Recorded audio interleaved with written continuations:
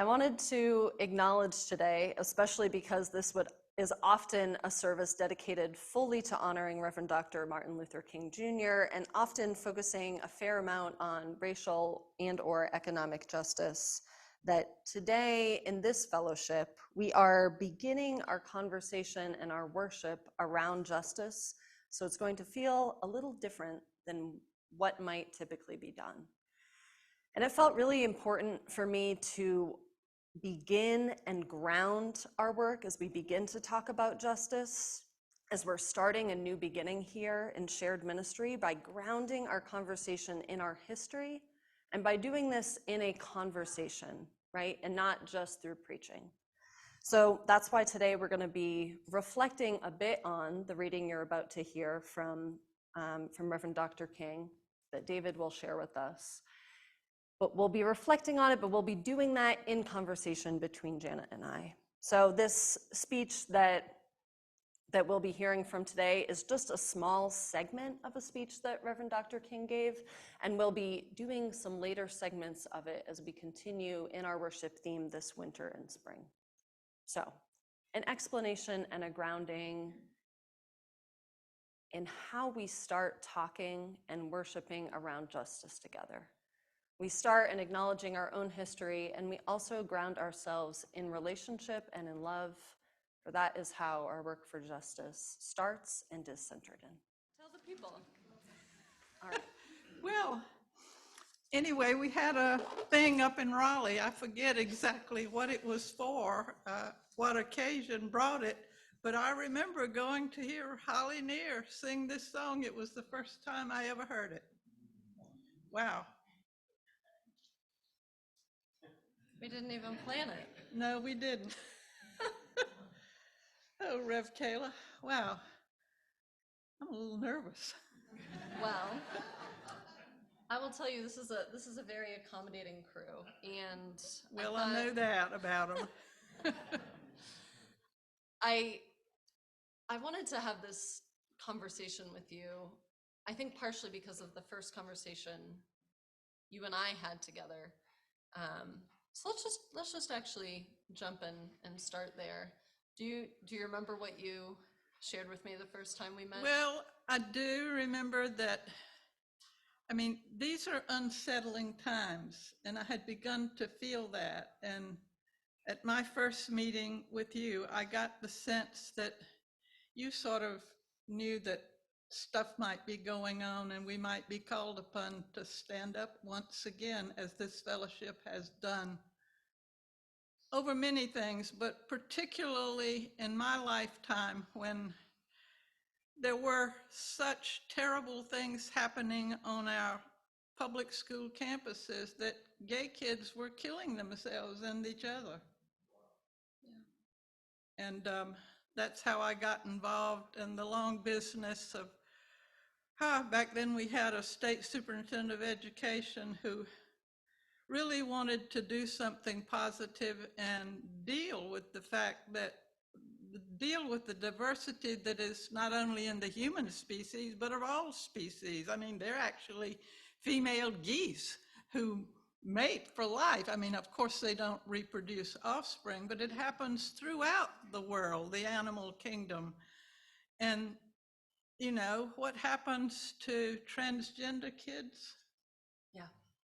And it's at this fellowship that I came to, I mean, way back in the day, it was when Reverend Charlie and Gail Davis were here, and they let us have a place to meet once a week with the parents of gay kids who were just terrified of what was going on with their kids in our local schools.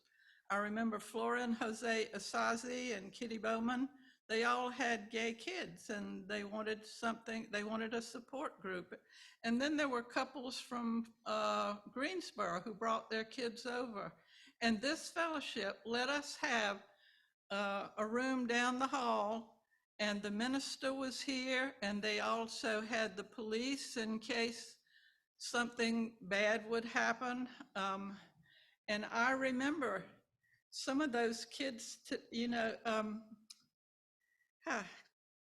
Jacob Hall and his friend Danielle Zenda, and I forget what local school they belong to, but Jacob was going to change the the atmosphere on the grounds of his school, and we got him to give us like 6 months to work with this local superintendent of schools to kind of educate them about this new population that was emerging on their campuses, and they were going to do things differently. And so let me pause for 1 minute. So I think I remember correctly that you found out about this fellowship because of work you had been doing in the state in support of gay youth. Is that right? Well, actually, that started my work with the state grew out of the stuff here. Okay. These parents who wanted to support their kids and their siblings and friends who were often just as targeted. Okay. So that's how I got involved with working with gay kids. And then that's when the state superintendent of education realized that they had a huge big task, because back then no counselors had ever had any training with this. And so he he got me to join this group. Yeah. And so I visited every county in North Carolina, along with the two other members of this committee. I forget now what it was called, Safe Schools Committee or something like that.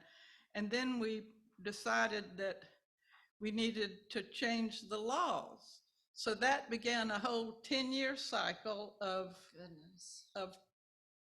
dealing with that. And I mean, you had to go. I remember that. I remember appearing before the House Judiciary Committee, which was the first time they had ever enacted a law or attempted to do that. And I remember speaking before the group there in Raleigh. And at the end of the meeting, the House Judiciary Committee meeting, and I said, and that's when I publicly came out. I mean, I had already retired now by this time, so I'm not young. And I can't believe I've gotten to be as old as I am, but I am. And anyway, so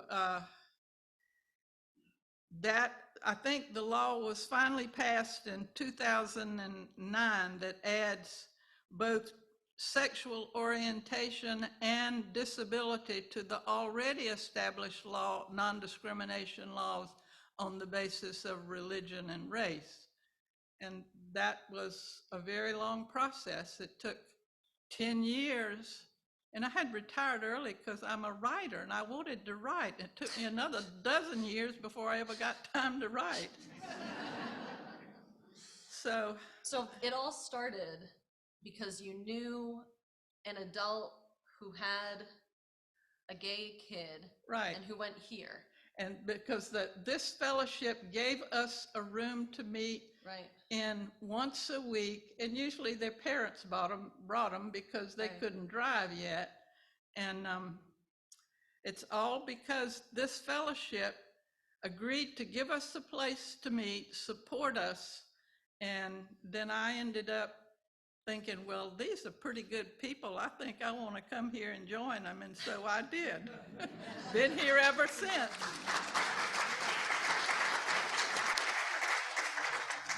I think for me, what's so beautiful about that, we sometimes think about justice as these like big moments, right, of protest and of people rising up for their rights. And so often it's actually all these little moments, right, that become the big moments, and our hearts kind of being open. So I love the story of, like, you thought you were just gonna be hanging out with some gay kids who needed a support group, and you were gonna be a gay older person, and then fast forward a decade later, and you've been, spending the first decade of your retirement working on non-discrimination laws through the state, and you're somehow sitting in Raleigh.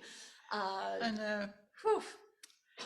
Well, Can I say that that's one of the things I hope for all of us and for this fellowship, right? Is that we'll be called upon with probably relationships within this fellowship and relationships that we make outside, and we'll just keep saying yes and keep kind of following that need, and then we'll be like, oh my gosh, how did we end up here? Because I think that's really what being in relationship and working for justice is about, right? Well, I think so. I do. Yeah. I remember that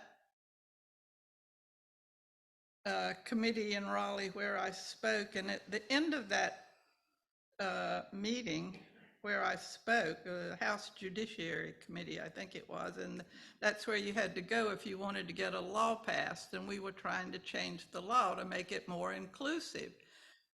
And I remember at the end of that, I said that, or that's, I forget exactly how I phrased it, but it was that speaking here before this committee and coming out publicly as I am now doing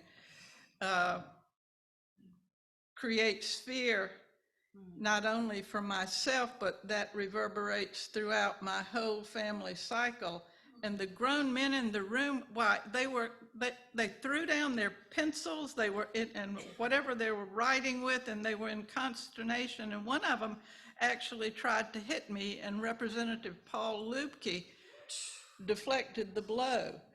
And that was the first time. I mean, I guess when people look at me, they can't tell I'm a lesbian. I don't know. Whatever that look is supposed to be, I didn't have it. And I was absolutely stunned. You know, he wanted to cause me bodily harm. And was it he wanted to cause you bodily harm when you named that by outing yourself, you were putting yourself at harm? Right, at risk. Yeah. Your words, didn't it? Pardon? Kind of proved your words, didn't it? Yeah. It did. And actually, because of that work, you know, the University of North Carolina at Greensboro has a thing, or whatever you call it, on film, an interview with me about that work. And that's exactly what the interviewer said. Proved your point, didn't it? Kind of did. That's a lot of fear, isn't it? Mm-hmm. Well, you know, I mean, we're a diverse planet, not just human beings. You know, there's some gay goose and gay penguins and stuff like that too, but anyway. And that's, I think more importantly, for me, because I had a partner back then. You couldn't get married, but I had a partner, and we had a home and a neighborhood, and, you know, a good life. And I wanted those kids to know, whoever you are, you know, you can be and do all the good and everything that you want. You have a right to live that way in your land.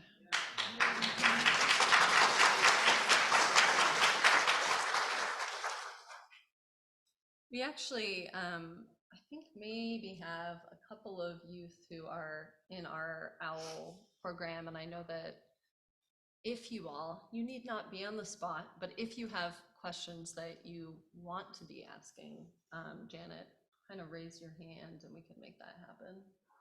Okay, if you change your mind, raise your hand and holler. Just the youth, I'm sorry. There's not enough time for everybody. One thing that I love that you said, and that we're actually going to be exploring more next week and later this winter and early spring, we have some themes that are going to be continuing, right? Is that some of us in this fellowship are often at risk of bodily harm, right? And one of the things we want to be doing in this fellowship is provide tools and practices that we can to help provide safety, right? Both like internal, emotional, and spiritual safety, but also, you know, we have our watchful shepherds and our team who's ensuring as best as we can that when we gather here together, folks are physically safe, right? Knowing that some of us are at more of a risk than others. And then the other side of that is that there are those of us who do not have risk of harm or safety when we are walking and moving around in our bodies, and that if we are moving towards active solidarity or justice, if we're, at a public rally or something like that, we might be putting ourselves physically at risk of harm. And we're going to need some grounding and centering practices so that we can feel rooted enough that we're able to be present in those ways without just being really nervous or, maybe doing things that we wish we didn't out of fear, like going to, smack someone, because that's not how we want to be acting, right? So I think that response from that man was fascinating, and I would imagine that some of us in this very room, it's a shock to hear that others of us in this room feel at risk of harm regularly, right? So just naming that, sort of like understanding and getting some grounding for all of us to create some like grounding and centering in that is one of the things that we'll be doing, because it's so important, not just in those big acts of justice, but also just in like showing up in relationship authentically and vulnerably, which is really how you got started in the work, is just being Right. with kids and adults too. Well, I worry, particularly now. I think we're going through a very rough period. As a nation, we are a divided people, and truth-telling seems to not be at a very high premium these days. Apparently, truth is whatever you want it to be. And it worries me because I don't think that is enduring. It's not a sound basis for interaction or for whatever. So I worry, and I think right now, soon as I heard about book bannings and things like that, Heather has 2 moms. Literally, if any of you have ever seen any of those appropriately aged written books for kids who are different and who are being picked on every day when they go to school because they are different, and the banning of a book like that that troubles me. It's something fundamental. And I think that we are in a very difficult period. And as I shared with Rev Kayla, I think, we here are going to be called upon to have to face some facts. And I hope we're ready. It's been my experience that UUs have been ready, are willing to find out whether or not they are ready. And so that's partially why I agreed to come up here and shake the way I'm shaking. Yeah. Even though, I was in the classroom, I'm used to talking in front of people, but this is kind of different. Yeah, it's personal. And I think, I felt that. I think other people felt that, of like, this is your life, and one of the hopes that you're wanting to leave is that this fellowship will continue to meet the moments, and as Reverend Right. Dr. King, not sleeping through the revolution and being present to it. And in our conversations, one of the things I have loved that I think is helpful for us all to identify and helps us all to meet moments is how clear you are on, like, when you know what's right, you do what's right, and the truth ain't always that complicated, and you just got to say it. So I'd love to hear a little bit about, like, where did you learn that from? Well, I guess my parents, first of all. I'm typical low country South Carolina mixture of Scots and Irish. My mother's family were Macmillans. My dad's family are Irish Joyners. Joyner is a trade name. It literally meant a carpenter. And I never met either of my grandfathers. I don't think my father knew his father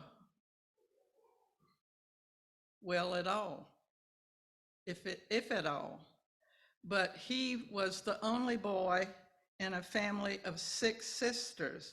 And I remember when Pearl Harbor happened and Dad went along with his friends to try to join up. He had to go to Columbia, South Carolina to do it, and they wouldn't take him because he was the only male child he had 6 sisters, a wife, and 2 kids, and they wouldn't take him. And many years later, when I went home for his funeral, Mother told me that he always felt people thought he was a coward, and that's why he didn't go.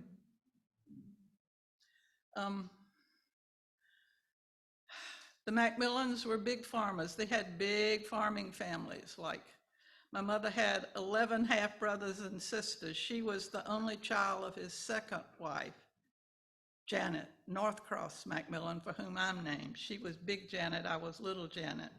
And you know, being little somebody is important. Big Janet knew everything. I mean, they would ask her, is it time to kill the hog? What do you do with chickens with, you know, she could tell you what to do about creatures, about animals, planting, and everything. And I also remember I learned some important lessons there about truth telling. And can I just go run on like this? Yeah. Tell the story you're thinking of. Well, I was thinking of, we did our own wash and hung it out on the line to dry, but our next door neighbor had a washwoman, Anna Green. And Anna, I love to go and sit and listen to Anna talk.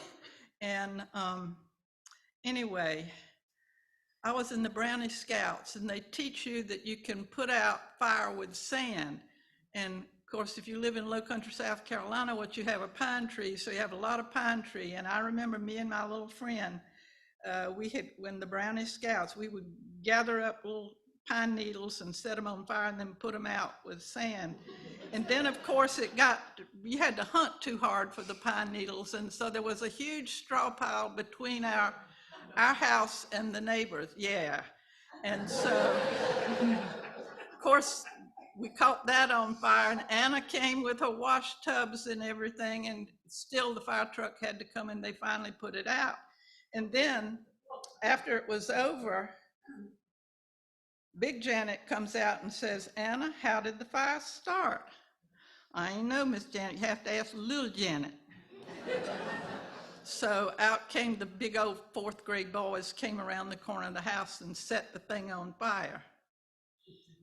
Then my mother comes home for lunch from the library, and so Mama tells Mama, and Mama says, well, Janet, how did the fire start?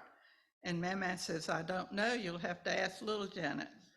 So big old 4th grade boys came around the corner of the house, and then my father comes home, and you know, I have to repeat this thing 4 times. And I remember having lied to everybody who had never betrayed me, and I couldn't sleep that night, so I had to come down the stairs and say, Mom and Daddy, there weren't any 4th grade boys, I did it. But you learn from those experiences. And anyway, truth-telling is important, and we need to get back to that. And I feel like we are running footloose and fancy-free with truth these days, and no good can come to any nation or any people when that happens. I agree. And I still have moments where I'm like, didn't quite tell the truth, or didn't do that. And you can feel that on your heart, right? I'm not alone here. So I think when we talk about doing justice work, it's also internal soul work, right? And internal heart work, getting right in ourselves and making the world right. Like they're not that disconnected. There is a sense of conscience that we have, and you and I have talked about Theodore Parker and his Right. writings on that. We'll get to that later. But I thank you so much for your time. Did you have is there something else that you're needing to say? No, I don't think so. Well, Have we covered everything you wanted to cover? and so much more. Well, No, truly, truly, truly, in beautiful, beautiful ways. I feel like I felt honored hearing your story and trusted and charged. I felt trusted and charged by you. And in your sharing, in a good way, in your sharing of the history and saying that like, there are gonna be moments for this fellowship to step into. And it's my hope that we all feel that now. I feel like we do. So thank you so much, Janet, for sharing and inviting. thank you.